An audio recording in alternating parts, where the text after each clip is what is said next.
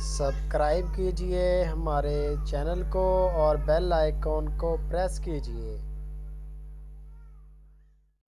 अस्सलाम वालेकुम दोस्तों, की हाल चाल है। मैं तुहाड़ा होस्ट मोहम्मद शाह ते तुसी देख रहे हो साडा YouTube channel Decent God Farm. तो दोस्तों अज असी पहुंचे हैं एक गॉड फार्म है अपने दोस्त का, तो उन्होंने नाल गलबात भी करते हैं। उन्होंने फार्म देख लो। एक चीज़ है कि इत्थे आके असी ये चीज़ सीखी है कि फार्म जिहड़ा सस्ते तरीके नाल भी बनाया जा सकता। ਇਹਦੇ ਵਿੱਚ ਤੁਹਾਨੂੰ बहुत ज़्यादा खर्चा करने की ज़रूरत नहीं है। देख सकते हो तुसी कि इस तरह उन्होंने बड़ी टकनीक के नाल यानी कि बांस भी एक ही लाया है वा वो सुराख करके तो उन्होंने सरिये लंघाए है।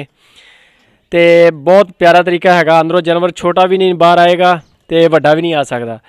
तो यह गल करते हैं आप तारक साहब होना फार्म वाले, फार्म के ओनर ने, उन्होंने गलबात करते हैं। अस्सलाम वालेकुम जी। वालेकुम सलाम सर, की हाल चाल है? अल्लाह पाक दा शुक्र, तुसीं सुनाओ सर? अल्लाह पाक दा शुक्र है। अच्छा सर, एक चीज़ ये दसो कि तुहानूं ये टेक्नीक दसी किन्ने सीगी कि इस तरह वाड़ा भी बन सकता हैगा? सर मैं नैट ते सर्च कीता सी ये। अच्छा, तुसीं ये नैट ते ही देखिया सीगा भी यानी कि इस तरीके नाल वाड़ा बन सकदा। ये दसो कि इहदे ते खर्चा वगैरह कितना का आ गया? टोटल ना कितनी बकरी इहदे विच रखी जा सकदी है?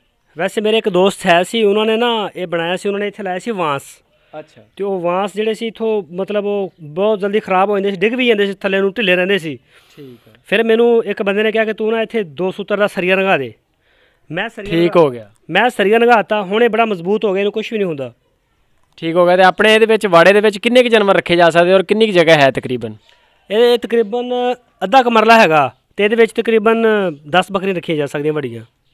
बहुत ज़बरदस्त आ। खुरली तुसीं बाहर काहतों रखी हैगी? खुरली मैं नोट कर रहा तुहाडी जिहड़ी आ तुसीं ना वाड़े दे अंदर रखण दी बजाय बाहर रखी हैगी आ। सर ये ना मेंगना तो पेशाब वगैरह नहीं करदियां, इस वास्ते पट्ठे साफ रहंदे ने। तुहानूं पता पेशाब वाले पट्ठे खाणियां बीमार भी हो जांदियां ने, बहुत जल्दी बीमार हुंदा जानवर। ठीक हो गया। यानी कि माल अंदरों खड़ो के पट्ठे खाएगा, पट्ठे बाहरों पैणगे। हाँ जी, सही हो गया। तो ये दसो कि अपने कोल नस्लां किहड़ियां हैगियां बकरियां दियां? किहड़ी नस्ल पाई हुई है? दोगली नस्ल आ सारी। सारी दोगली नस्ल आ? दोगली। ये अपना ही माल तुसीं बनाया या तुसीं मुੱਲ वगैरह लिया सीगा? नहीं अपना ही आ। मेरे को बकरियां होर भी है ने दूसरी साइड दे ने, ते इत्थे रात नूं लैके आई दियां वा। ते ये ਜਿਹੜੀਆਂ सूईयां होईयां या सूण वालियां बकरियां लैदा कीतियां होईयां ने। सही हो गया।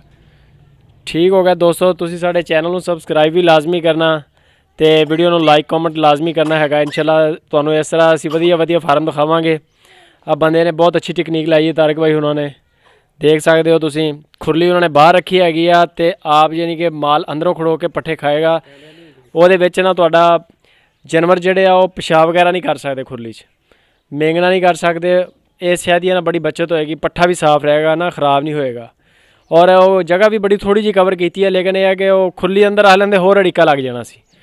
ठीक है दोस्तों, इजाज़त दो, मिलते हैं फिर नवीं वीडियो नाल इंशाअल्लाह।